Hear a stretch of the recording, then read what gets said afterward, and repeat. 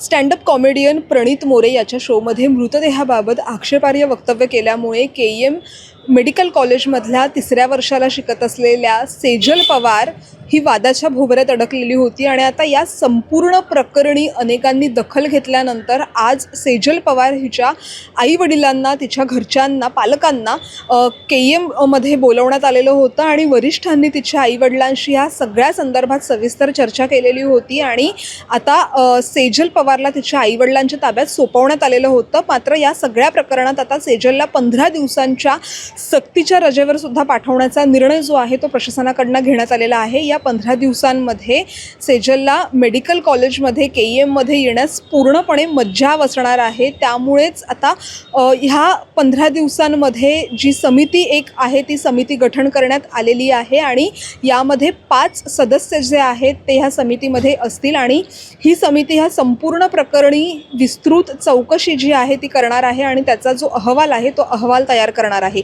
आणि हा अहवाल जो आहे तो पुढल्या 7 दिवसांमध्ये तयार करून प्रशासनासमोर मांडण्यात येणार आहे. त्यामुळेच आता ह्या संपूर्ण प्रकरणी जी 5 सदस्यांची समिती स्थापन झालेली आहे त्यामध्ये नेमकं काय आता हाती लागतं, काय पुढे निष्कर्ष येतात हे पाहणं महत्त्वाचं असणार आहे. मात्र या संपूर्ण प्रकरणी सेजलने ज्या शोमध्ये जे वक्तव्य केलेलं होतं त्यामुळे जी मेडिकल कॉलेजची प्रतिमा आहे ती मलिन झालेली आहे का आणि त्यामुळे संस्थेवरती त्याचा काय परिणाम होतो याचासुद्धा जो विचार आहे तो ह्या संपूर्ण 5 जणांच्या समितीमध्ये करण्यात येईल आणि त्यानंतरच त्याचा अहवाल जो आहे तो मांडण्यात येईल.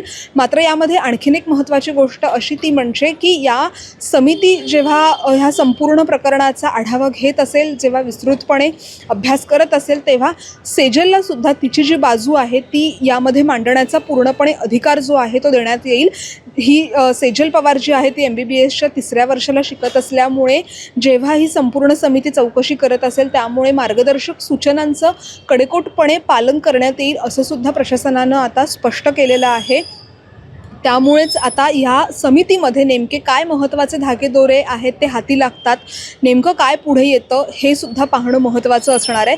जर आपण बघितलं तर कॉमेडी शोमध्ये अशा पद्धतीचं आक्षेपार्ह वक्तव्य करणं हे सेजल पवारला चांगलंच भोवलेलं आहे. कारण प्रसिद्धीच्या झोतामध्ये किंवा प्रसिद्धी माध्यमांमध्ये अशा पद्धतीची वक्तव्य करणं आणि क्षणार्धात प्रसिद्धी मिळणं ही गोष्ट एकीकडे, मात्र एखाद्या प्रोफेशनच्या बाबतीत किंवा एखादं महत्त्वाचं जेव्हा प्रोफेशन असतं ज्यामध्ये तुम्ही अभ्यास करत असता किंवा शिकत असता, काम करत असता, त्या बाबतीत असं आक्षेपार्ह जे वक्तव्य आहे ते करणं पूर्णपणे वेगळं. अशा ज्या काही प्रतिक्रिया आहेत त्या आता हळूहळू समोर येताना सुद्धा आपल्याला पाहायला मिळत आहेत. जर आपण बघितलं तर या संपूर्ण प्रकरणी स्वतः मुंबई महानगरपालिकेचे आरोग्य समितीचे जे अध्यक्ष आहेत हरीश भांदिरगे यांनी सुद्धा काल केईएमचे जे डीन आहेत हरीश पाठक यांची भेट घेतलेली होती. संपूर्ण प्रकरणाची सखोल चौकशी व्हावी आणि चौकशीमध्ये जो अहवाल येईल त्याचा नेमका काय परिणाम असेल ह्याचा सुद्धा आता अभ्यास करण्यात येईल असे सुद्धा त्यांनी स्पष्ट आदेश जे आहे ते दिलेले होते.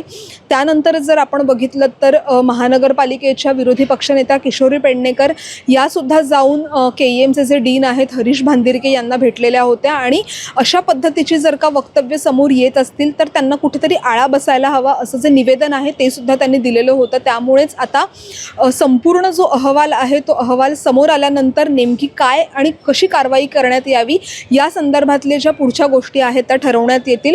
केईएम रुग्णालयाचे डीन हरीश पाठक जे आहेत ते सुद्धा या संपूर्ण प्रकरणामध्ये लक्ष ठेवून आहेत, त्यांचं सुद्धा या संपूर्ण प्रकरणामध्ये लक्ष असणार आहे. संबंधित प्रोफेसर्स असतील, संबंधित डॉक्टर असतील किंवा इतर जी मंडळी असतील त्यांनासुद्धा ह्या प्रकरणामध्ये समाविष्ट करून घेण्यात येणार आहे. त्यांचे जे काही मुद्दे असतील, त्यांची जी निरीक्षणं असतील तीसुद्धा यामध्ये महत्त्वाची असतील. यामध्ये आणखीन एक महत्त्वाचा मुद्दा असा की 5 सदस्यांची जी समिती आहे त्यामध्ये काही बाहेरील सदस्यसुद्धा आहेत तर काही केईएमचे सदस्यसुद्धा असणार आहेत आणि ह्या 5ही सदस्यांनी आठवडाभर ह्या संपूर्ण प्रकरणाचा अभ्यास करणं गरजेचं आहे. या संपूर्ण प्रकरणी योग्य ती माहितीसुद्धा घेणं गरजेचं आहे आणि एकूणच ही माहिती घेतल्या ठेवल्यानंतर 7 दिवसांमध्ये हा जो अहवाल आहे तो अहवाल सादर करण्याचे आदेशसुद्धा या समितीला दिलेले आहेत. त्यामुळे आता ह्या समितीच्या अभ्यासामध्ये नेमके कोणत्या पद्धतीचे निष्कर्ष जे आहेत ते निघतात ते सुद्धा पाहणं महत्त्वाचं आहे. मात्र तुर्तास जर आपण बघितलं तर सेजल पवार हिला 15 दिवसांच्या सक्तीच्या रजेवर जाण्याचे आदेश जे आहेत ते दिलेले आहेत आणि ह्या 15 दिवसांमध्ये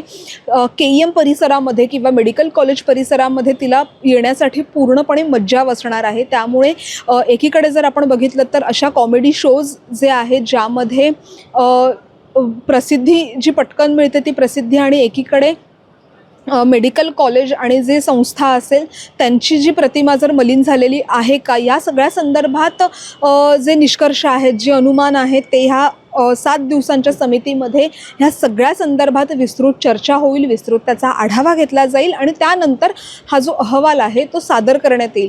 मात्र तुर्तास सेजल पवारला 15 दिवसांच्या सक्तीच्या रजेवर पाठवलेलं आहे आणि तिच्या आईवडिलांना बोलवण्यात आलेलं होतं. KEMमध्ये स्वतः हरीश पाठक असतील KEMचे डीन त्यांनीसुद्धा संवाद साधलेला आहे. तिचे जे प्रोफेसर्स असतील किंवा इतर डॉक्टर्स असतील त्यांनीसुद्धा या संदर्भात विशेष चर्चा जी आहे विस्तृत चर्चा जी आहे ती केलेली आहे. आणि या समितीमध्ये जेव्हा ही सगळी चौकशी होत असणार आहे पुढल्या 7 दिवसांमध्ये तेव्हा पूर्णपणे सेजलला सुद्धा तिची बाजू मांडण्याची संधी जी आहे ती दिली जाणार आहे. त्यामुळेच आता जी 5 जणांची समिती आहे त्या समितीचे सदस्य नेमकी काय निष्कर्ष किंवा काय निरीक्षणं जी आहेत ती समोर ठेवतात आणि सेजल तिची बाजू जी आहे ती समोर ठेवल्यानंतर यातना एकूण काय निष्कर्ष निघतो हे सुद्धा पाहणं तितकंच महत्त्वाचं असणार आहे. लोकमत मुंबईसाठी निधी पेडणेकरचा रिपोर्ट.